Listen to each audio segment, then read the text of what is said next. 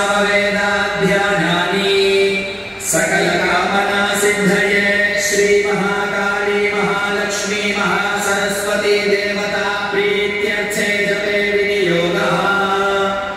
ॐ खड्गिनी शूलिनी घोरा गदिनी चक्रिणी तथा शङ्किनी चापिनी बाणभुषुण्डी परिघायुधा अंगुष्ठाभ्यां नमः। ॐ शूलेन पाहि नो देवी पाहि खड्गेन चाम्बिके गण्डास्वनेन नः पाहि चापर्ज्यानिस्वनेन च तर्जनीभ्यां नमः। ॐ प्राच्यां रक्ष प्रतीच्यां च चण्डिके रक्ष दक्षिणे ब्राह्मणेनात्मशूलस्य उत्तरस्यां तथेश्वरी मध्यमाभ्यां नमः। ॐ सौम्या